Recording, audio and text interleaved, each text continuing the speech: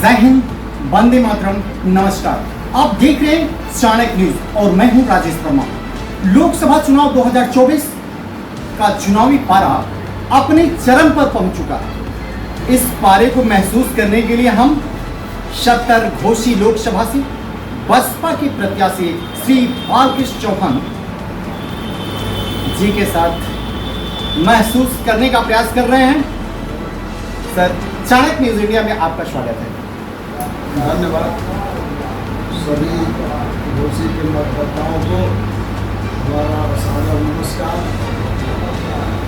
आप पूर्व सांसद भी हैं और वर्तमान में पूर्वांचल की बहुचर्चित हाट सीट सत्तरघोशी लोकसभा के प्रत्याशी भी हैं। क्या लगता है ऊंट किस करवट बैठने वाला है? बहुजन समाज पार्टी का प्रत्याशी बालकृष्ण चौहान भारी मतों से जीतूंगा और जो भी लड़ रहे हैं वो आपस में 2 नंबर के लिए लड़ रहे हैं। मैं पहले भी यहाँ से 99 में बहुजन समाज पार्टी के प्रत्याशी के रूप में चुना गया था। क्या लगता है घोसी में आपकी लड़ाई किससे है? हमसे जो भी लड़ रहे हैं सामने वो उसमें स्पष्ट नहीं है कौन सीधे हमसे लड़ रहे हैं। वो लोग अपने में अभी फाइट करेंगे, किसी के ऊपर कौन रहेगा महोदय, मैं ये जानना चाहता हूँ इस लोकसभा चुनाव में आपके चुनावी मुद्दे क्या हैं? चुनावी मुद्दे जो जिसलिए सरकार का गठन किया जाता है, जनता के जो बुनियादी मुद्दे हैं, रोटी कपड़ा मकान, शिक्षा, स्वास्थ्य और नौकरी रोजगार, खेती-बाड़ी, ये सारे बुनियादी मुद्दे हैं। उन्हीं के लिए सरकार ही बनाई जाती है कि व्यवस्था जो है सुचारू रूप से जनता का कल्याण हो, जनता का विकास हो, जनता में शांति और समाधान भाईचारा बढ़े। यही मूल मुद्दे हैं जिस पर यह सरकार 100% फेल है। मुद्दों की कभी भी ये बात नहीं करती है, हर दम इधर उधर की बातें करती है, पूजा पाठ की धर्म कर्म की बातें करती है। जो मूल मुद्दे हैं जीवन को जिंदगी जीने के लिए, उस पर कभी एक शब्द भी नहीं कहती। आप जमीनी प्रतिनिधि रहे हैं, सर्वसुलभ सांसद भी रहे हैं, आप सभी के साथ 2 कदम चलने का प्रयास करते हैं। आपकी नजर में एक जनप्रतिनिधि की विचारधारा क्या होनी चाहिए? जनप्रतिनिधि का ये कर्तव्य होता है कि जनता की जो समस्याएं हैं उसके लिए जो कानून बन रहे हैं पार्लियामेंट में, लोकसभा में, उनके हितों के लिए संघर्ष करे, तर्कपूर्ण ढंग से उनके हितों की रक्षा करे और क्षेत्र में विकास के लिए जो भी संसाधन उपलब्ध हैं उनसे उनका विकास करे और उनकी जो समस्याएं हैं उन समस्याओं से सरकार को अवगत कराए और मांग करे कि उनकी समस्याओं के लिए अमुक अमुक कार्य किए जाएं ताकि उनका कल्याण हो। आम जन की मूलभूत आवश्यकताएं क्या हैं आपकी नजर में? मूलभूत आवश्यकताएं प्रत्येक व्यक्ति की पहली यही है, उसे पौष्टिक भोजन मिले, ठीक से अच्छा कपड़ा मिले, रहने के लिए बढ़िया मकान हो और अच्छी पढ़ाई के लिए सुविधा हो, स्कूल कॉलेज में शिक्षा हो और कभी वो दुर्योग से बीमार हो जाए, रोगी हो जाए तो अच्छी जो है स्वास्थ्य की रक्षा के लिए अच्छे अस्पताल हों, अच्छी सुविधाएं हों, अच्छा इलाज मिले, दवाइयाँ सस्ती हों, डॉक्टर सर्वसुलभ हों। ये मूल मुद्दे हैं। मऊ अति पिछड़े क्षेत्र के अंतर्गत आता है। जीतने के बाद आप इसके विकास की आपकी क्या योजना है? मऊ के जो स्थानीय मुद्दे हैं विकास के, उसकी मांग जो है जनता की ओर से उठती है। कि कहीं सड़क चाहिए, कहीं पुल चाहिए। हमने जो है सुग्गी चौरी परसिया से एक घाघरा उस पार जो है मूसा डोही चक्की एक गाँव पड़ता है जो मऊ जिले का ही है। वहाँ पहुँचने के लिए मऊ से कोई जाएगा तो बड़हलगंज हो करके पटना घाट हो करके और दूरी तय करेगा, अथवा उनकी पार भागलपुर से पार करके जाएगा वहाँ तो 60, 70, 80 किलोमीटर यात्रा करने के बाद वहाँ पहुँच सकता है। गांव के लोग मऊ जिले पर या मधुबन तहसील पाने के लिए उनको भारी कठिनाइयाँ होती हैं। नाव से लोग आते हैं जो बरसात में संभव भी नहीं होता है। उस पर हमने पीपे का पुल जो है तुर्की पार भागलपुर पक्का पुल बन गया था, तुर्की पार भागलपुर का पीपा पुल खाली हो गया था, उसको हमने वहाँ पर लगवाया। पीपे के पुल के से आवागमन जो है सुविधाजनक हो गया है। और जहाँ पीपा पुल बन जाता है वहाँ भविष्य में पक्का पुल का निर्माण होता है, जो निर्माण जो है वहाँ कार्य प्रगति कर रहे हैं। और बाकी जो है हमने जनता के लिए क्षेत्रीय मुद्दों के अलावा जो मूल कैरेक्टर होता है, जहाँ कानून बनता है, वहाँ पर जो है हमने पिछड़े वर्गों के लिए काफ़ी सवाल उठाए जो अब तक किसी भी सांसद ने नहीं उठाया है। जैसे मसलन पिछड़े वर्गों के लिए पेट्रोलियम की जो आउटलेट्स हैं, दुकानें हैं, पेट्रोल पंप है, डीजल पंप है, केरोसिन डिपो है, LPG गैस के डिपो हैं, इसमें आरक्षण नहीं था। लेकिन हमने आवाज़ उठाया तो अब जो है वहाँ निकलती है अखबारों में तो वो चिन्हित किए जाते हैं 27%, 100 में से 27 पेट्रोल पंप पिछड़े वर्ग पर मंडित किए जाते हैं। मूल जो बुनकरों पर वो एक्साइज ड्यूटी लग गई थी, जो छोटे पावर लोग हैं उनकी मांग थी, पूरे देश के लोग उनकी मांग थी। एकमात्र हमने जो संघर्ष किया, कानून बन गया था, एक्साइज ड्यूटी लग गई थी, लेकिन हमारे तार्किक बातों को सरकार ने सुना और उसे माना, एक्साइज ड्यूटी वापस लिया। तो जो क्षेत्रीय मुद्दों की बात कर रहे हैं तो क्षेत्रीय मुद्दे, अधिकांश मुद्दे जो है वो स्टेट से गवर्न होते हैं। जैसे सुरक्षा का है, शिक्षा का है, स्वास्थ्य का है। जो केंद्र से गवर्न होता है वो मुख्य रूप से रेल है, हवाई संसाधन, हवाई यात्राओं का है, और भी मतलब जो विभाग हैं, स्वास्थ्य मंत्रालय का अटैचमेंट है, लेकिन डीलिंग यहाँ से होती है। फिर भी जो मुद्दे स्थानीय हैं उन मुद्दों को स्थानीय स्तर पर DM से, प्रशासन से कह करके हल कराया जाता है, कराया जाएगा।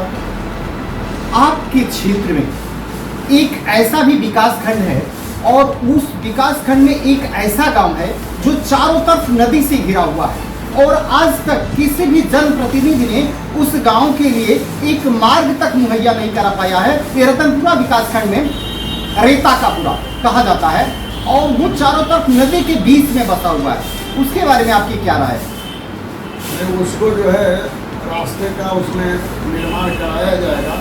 कोई देखिए जो भी समस्याएं हैं, वहाँ के जो लोग पीड़ित हैं, जो लोग परेशान हैं, उनको जो है अपनी बात को नेता के समक्ष, जनप्रतिनिधि के समक्ष रखना चाहिए, प्रशासन के समक्ष रखना चाहिए। हमारे संज्ञान में आपने लाया तो उसका हम संज्ञान लेकर उस पर रास्ते का निर्माण कराएंगे। अब तक हुए चुनाव में वोटिंग का प्रतिशत बहुत कम रहा, इसका कारण आप क्या मानते हैं? अब तक कौन चुनाव जो अभी चल रहा है, पीछे अभी जो चल रहा है 2 फेज हुआ है उसमें वोटिंग का प्रतिशत बहुत ही कम रहा है। देखिए, एक तो सरकार के प्रति लोगों की उदासीनता है। जो उनके वादे थे सब वो वादे झूठे निकले, 100% वादे झूठे निकले। उन्होंने खुद ही बताया अपने वादों को, ये तो जुमले थे। तो जब जनता जो है भ्रम में आकर के, झांसे में आकर के 13 रुपया किलो चीनी मिलेगी, 35 रुपया लीटर पेट्रोल मिलेगा, वो दे दी थी। लेकिन वो अब मायूस हो गई है, उसका आकर्षण कम हो गया है। और दूसरी बात, मौसम का भी प्रभाव है, गर्मी ज़्यादा है, इस वजह से इसका भी प्रभाव है।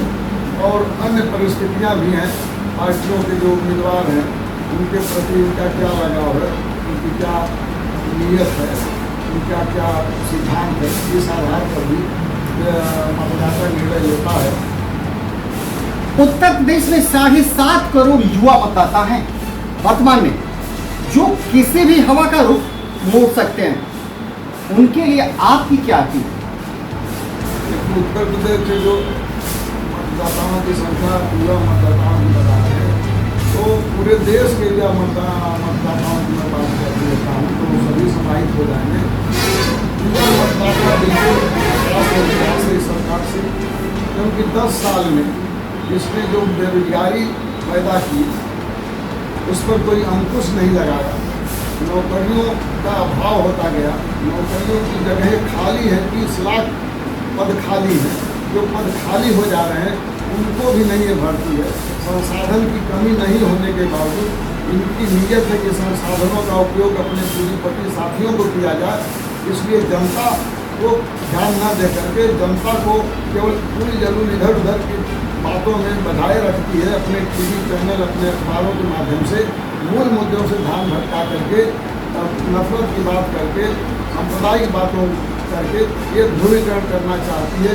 लेकिन ये ध्रुवीकरण का उनका जो तरीका था जनता समझ चुकी है, वो फेल हो चुका है। अब ये जो है वो युवा जो है सारे लोग इस सरकार के विरोध में मतदान करने वाले हैं।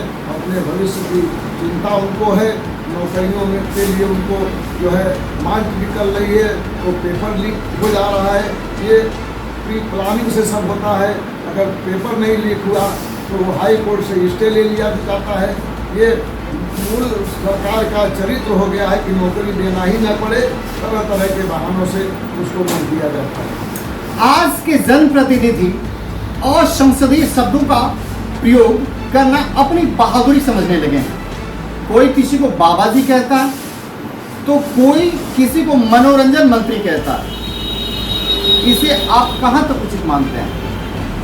देखिए, राजनीति में किसी को जो है मतलब व्यंग से या शब्द से संबोधन नहीं करना चाहिए। ये जो है शालीनतापूर्वक अपनी बातों को ढंग से रखना चाहिए। जनता निर्णय करती है कि हमारे ये कौन जो है उपयोगी है और कौन उपयोगी नहीं है। उसमें हमारे शब्दों से किसी को कुछ कह देने से कोई जनता निर्णय लेने में वो सफल नहीं होती है। कोई दल 400 पार की बात करता है, मैं घोसी पार की बात कर रहा हूँ। क्या लगता है कौन होगा घोसी पार? घोसी पार जो है हाथी पार करेगी। बात कुछ समान मैं यहाँ से 1 नंबर पर हूँ, बाकी हमारे लोग पीछे हैं, लड़ रहे हैं 2 नंबर के लिए। और जहाँ तक 400 पार की बात है तो कहने से तो होता नहीं है, तो जनता निर्णय करेगी कि कितना पार करना है। संख्याओं का कोई आंकड़ा पहले से आप जो है मतदान के पहले ये तय नहीं कर सकते हैं। अपनी मतलब ये उम्मीदें हैं कि हम ये काम करेंगे, उम्मीद पर दुनिया कायम है। हर व्यक्ति एक उम्मीद पाले रहता है, लेकिन कोई ज़रूरी नहीं है कि वो उस उम्मीद पर वो कामयाब हो। जनता ही उसका निर्णय करेगी। स्थानीय बनाम बाहरी, सपा और इंडिया गठबंधन का प्रत्याशी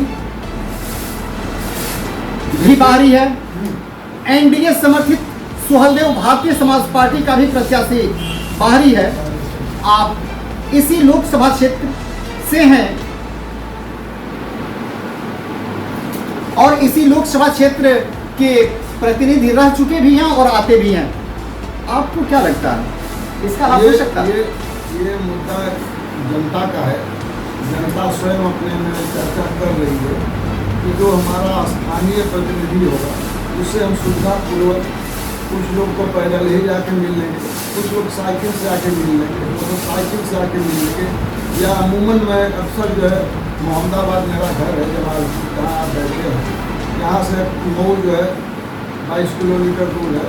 अक्सर वहाँ मैं आता जाता हूँ, बैठता हूँ, सारे लोग मिलते हैं, तो सुविधा उनको मिलने में है। जब आदमी प्रतिनिधि से मिलता है तो अपना दुख दर्द कह लेता है, तो कुछ उसे स्वयं वैसे ही राहत मिल जाती है। बाकी जो लोग हैं, एक बनारस के हैं, एक कहने को बलिया के हैं, वो तो फिर मिलना दूभर है। उनको वो पाएंगे नहीं। अगर कहीं जाएंगे भी तो इतने लोगों से घिरे रहेंगे तो उनकी पर्ची भी वहाँ तक नहीं पहुँच पाएगी, वो क्या पहुँच पाएंगे। और जो बलिया जो एक व्यक्ति है तो वो सारा कुछ उनका सेटलमेंट बंगलौर है, बंगलौर में ही उनका कारोबार है और बंगलौर से दुबई तक उनका बड़ा सिस्टम है, बड़े लोग हैं। हम छोटे तबके के हैं, हम छोटे तबके की नुमाइंदगी करते हैं, उनके दुख सुख को समझते हैं। इसलिए हमको प्रतिनिधि बनाने में उनको अपनी भलाई नज़र आती है। ये हमारे लिए उपयोगी है। हम बनारस नहीं जा सकते हैं, न हम बलिया जा सकते हैं, न बंगलौर जा सकते हैं। इसलिए स्थानीय मुद्दों को लोग वरीयता दे रहे हैं, स्थानीय प्रतिनिधि को। दारा सिंह चौहान आपके लिए कितने खतरनाक हो सकते हैं? दारा सिंह किसी के हमारे लिए कोई खतरनाक नहीं है, क्योंकि इसमें निर्णय जनता लेती है, वोट जो है जनता देती है, वोटर देता है। तो वो जनता निर्णय लेगी, लोग निर्णय ले रहे हैं। उनके वो जब आदमी जो दारा सिंह लड़ेंगे, लड़ते समय अपनी बात कहेंगे, आज तो वो लड़ नहीं रहे हैं, किसी और के लिए कहेंगे, तो उसमें फर्क होता है। जनता अपना हित और अनहित जो है स्वयं अपने विवेक से तय करती है। नेता जो है जिस पार्टी का है उसका ड्यूटी है कि भाई उसके लिए बात करे, लेकिन जनता जो है पार्टी से बंधी हुई है। नेता पार्टी से बंधा है, जनता स्वतंत्र होती है, अपने विवेक से निर्णय लेती है। बसपा का सूत्र वाक्य है सर्वजन हिताय सर्वजन सुखाय, इस पर आपकी क्या राय? ये सूत्र वाक्य जो है इसको बहन जी ने करके दिखाया भी है। जब शासन था उनका 2007 से 12 तक, सारे लोगों ने, सारे धर्म, सारी जात के लोगों ने उनके शासन की प्रशंसा की। सारे गुंडे माफिया भाग गए थे या तो जेलों में थे। इस तरह का कहीं भेदभाव वाला, नफरत का कोई इस तरह का माहौल नहीं था। नौकरियों में सबको आरक्षण भरपूर मिलता था, छात्रवृत्ति पूरी मिलती थी, अमन चयन था। यहाँ तक कि जो दबे कुचले लोगों के प्रति बहुजन समाज पार्टी की सोच थी, एक नई नौकरी का सृजन कर दिया जिसमें किसी बहुत कौशल की जरूरत नहीं है। कोई इंजीनियरिंग पॉलिटेक्निक करना होता झाड़ू लगाए, सफाई कर्मी के पद को क्रिएट किया, जिससे हर घर लाखों नौजवान जो है, लाखों लोग नौकरी पाए। लोग कल्पना और सरकारों में नहीं हो पाती थी, भाई पद खाली नहीं है, इसलिए इन्होंने ऐसा पद बनाया कि जिससे 30, 25, 30 हज़ार, 40 हज़ार अब मिल रहा है। एक घर में इतना रुपया जाता है तो उसके जीवन का स्तर जो है बढ़ता है। 10-15 लोगों का जीवन यापन जो है बहुत खुशहाली भरा होता है। एक सोच होनी चाहिए जनता के प्रति। उसमें जो है सर्वजन की बात थी, उसमें हर जाति वर्ग के लोग सफाई कर्मी में भर्ती हुई। इस तरह से एक विजन है बहुजन समाज पार्टी का कि जनता के जो पैसा है जनता की भलाई के लिए खर्च किया जाए। इसीलिए टैक्स देती है जनता, जो टैक्स हमारे पर खर्च किया जाए। लेकिन जो वर्तमान सरकार है वो केवल 2-4% जनता को दिखा करके खर्च करके सारा 95% धन जो है दूसरी को दे देती है। जब कोई मांग खड़ी होती है जनता की ओर से तो इधर उधर की बात, हिंदू मुस्लिम, पाकिस्तान हिंदुस्तान, धर्म पूजा पाठ की बात करने लगती है। घोसी की जनता को आप क्या संदेश देना चाहेंगे? घोसी की जनता को यही हमारा संदेश है, निवेदन है कि ये जो वर्तमान सरकार है इसकी जो मतलब नाकामी है आपके सामने है। नोटबंदी से सारा 4 बार सारे लोग तबाह हो गए, बर्बाद हो गई आर्थिक व्यवस्था। कोरोना काल में नंगा नाच सड़कों पर आपने देखा, पूरी दुनिया में कोरोना था, लेकिन इस तरह का तांडव सड़कों में कहीं नहीं हुआ। इस तरह के सरकार का नेतृत्व इतना निकम्मा है, निर्णय लेने में अक्षम है। मनमाना निर्णय लेने से जनता को कष्ट होता है, जनता को संकट में डालती है। जबकि जनता सरकार चुनती इसलिए कि हमको वो संकट से उबारे। सैकड़ों लोग रोड पर चलते हुए मर गए, भूख से बच्चे मर गए, दवा के अभाव में बुजुर्ग मर गए। जो 1 किलोमीटर आज आदमी पैदल नहीं चल रहा है उसको इस सरकार ने 1000 किलोमीटर, 2000 किलोमीटर तक पैदल चलाया जबरदस्ती। और लोग जो है महीनों तक पैदल चल करके अपने घरों तक किसी तक गए। यही काम जो है विदेशों में हुआ। लोगों ने जनता से पूछ के मौका दिया 5 दिन का, भाई कि 5-6 दिन को मैं रेल, बस, हवाई और कार, बस सब बंद हो जाएगा, अपना इंतजाम करेंगे। ये काम ये भी कर सकते थे। आनंद फानन में सुबह उठ के बता देना कि अब रेल बंद, बस बंद, दुकान बंद, फैक्ट्री बंद, मोटरसाइकिल, कार बंद, लॉकडाउन, घर में आप बंद हो जाइए। ये कोई मतलब इस तरह का कानून तो पहली बार ये धरती पर देखा गया मनमाना। तो ये क्योंकि ये इनको उत्पीड़न में, जनता के उत्पीड़न में इनको मजा आता है। ये उत्पीड़न करने के बाद उनका दिमाग धर्म की ओर ले जाएंगे। तो इनका ये वही चरित्र है, जो जनता का पैसा है, जनता पर न खर्च करना पड़े, तरह तरह के हथकंडे अपना। आप 70 घोसी लोकसभा का एक बार फिर प्रतिनिधित्व करें। मऊ और घोसी लोकसभा के लिए कल्पनाथ राय के बाद विकास की गंगा एक बार पुनः आपके हाथों से बहे। आपने हमें समय दिया, आपको बहुत बहुत धन्यवाद। आप चुनाव जीते, हमें एक बार पुनः आपसे मिलने का मौका प्राप्त हो, इसके लिए आपको धन्यवाद। नमस्कार।